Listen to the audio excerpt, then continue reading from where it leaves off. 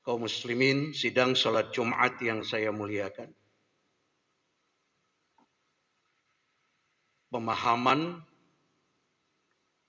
dan nilai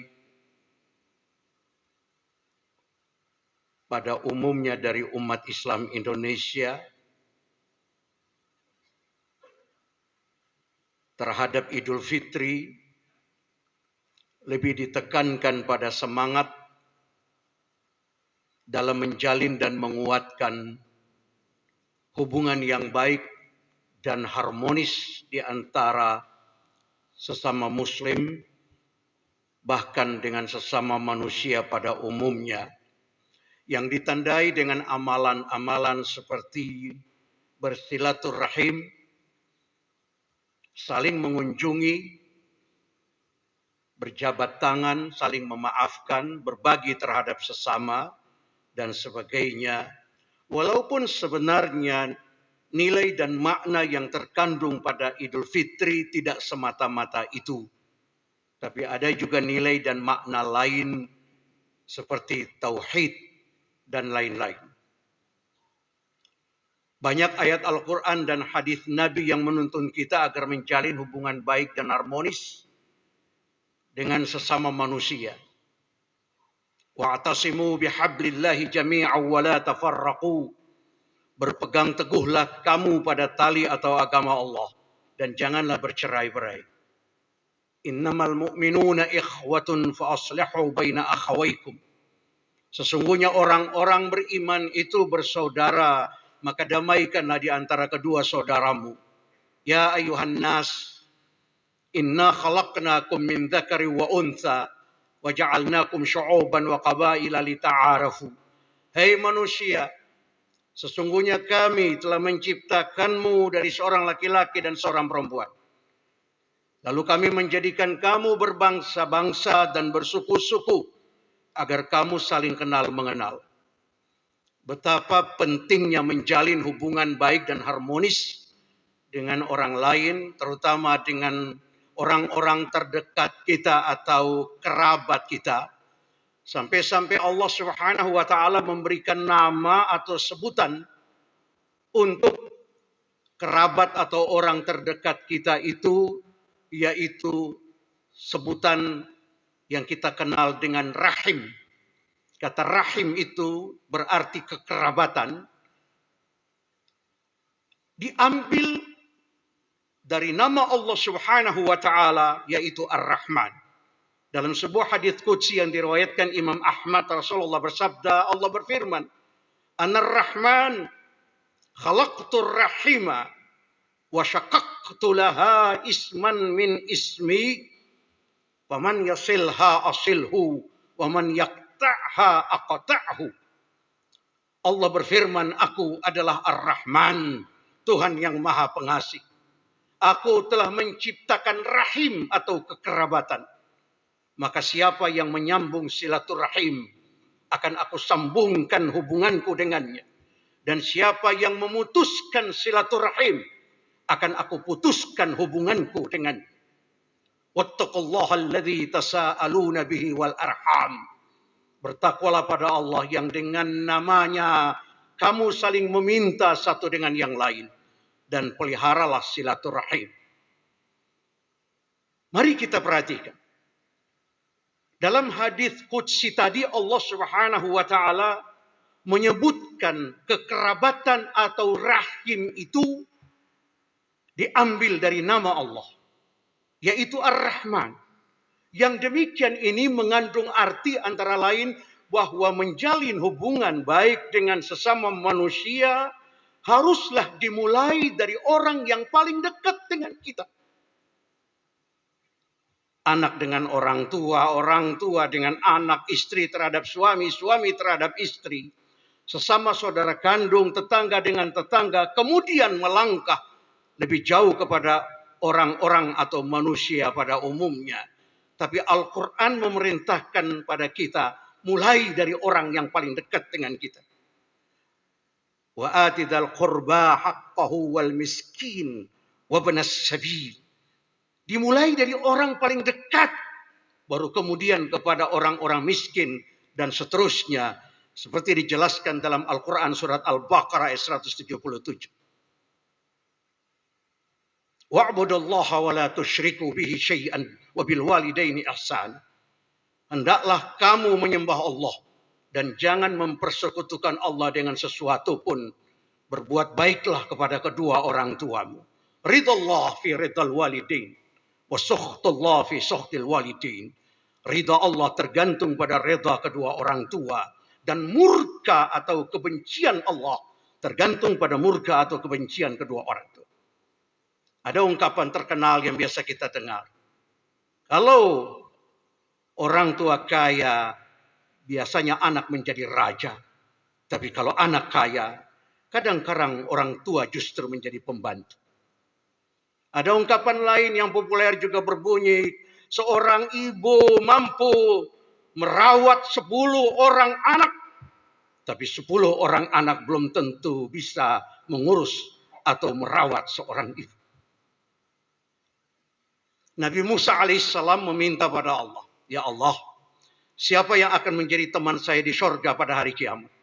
Allah mengutus malaikat Jibril datang menemui Nabi Musa dan menyampaikan bahwa yang akan menjadi teman Nabi Musa di dalam surga adalah seorang pemuda yang setiap hari bekerja sebagai penjual daging di pasar. Hendaknya Musa datang menemui anak muda itu. Datanglah Nabi Musa ke pasar menemui anak muda itu. Beliau melihat anak muda itu sedang bekerja. Beliau menunggu hingga selesai bekerja dan beliau berkata, "Hai anak muda, bolehkah saya bertamu ke rumahmu?" Anak muda itu berkata, "Silahkan." Anak muda ini tidak tahu bahwa yang akan bertamu adalah Nabi Musa alaihissalam. Sesampai di rumahnya dia mempersilahkan Nabi Musa masuk. Setelah itu dia bersegera menuju pada satu sudut atau bagian dari rumahnya, lalu menurunkan sebuah keranjang besar yang ada pada sudut rumah itu, dan dari keranjang besar itu dia mengeluarkan seorang perempuan tua. Lalu dia membersihkan badannya, menyuapkan makanan kepadanya. Nabi Musa alaihissalam bertanya, setelah dia mengembalikan atau meletakkan kembali keranjang itu di tempat semula. Nabi Musa bertanya, "Hai anak muda, siapa perempuan tua itu?" Anak muda itu berkata, "Itu ibu saya. Saya tidak sanggup membayar orang untuk mengurusnya, maka saya sendirilah yang mengurusnya." Nabi Musa bertanya lagi, "Hei anak muda, tadi saya perhatikan ketika engkau meletakkan kembali ibumu di tempat semula, di keranjang besar itu, mulutnya bergerak-gerak mengucapkan sesuatu. Apa yang diucapkannya?"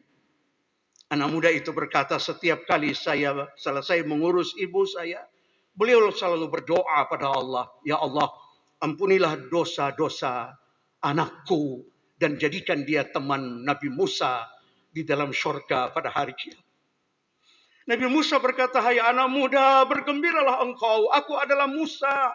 Dan Allah telah mengutus Jibril datang menyampaikan kepadaku bahwa engkau akan menjadi temanku di dalam surga pada hari kiamat." Subhanallah. Mulai dari orang yang paling dekat dengan kita, baru melangkah kepada orang yang jauh hubungannya dengan kita. Kadang-kadang terjadi ada orang kepada orang lain dia baik, tapi pada orang yang paling dekat dengan dia justru dia tidak berbuat baik. Lebih mengutamakan orang jauh daripada orang yang paling dekat dengan.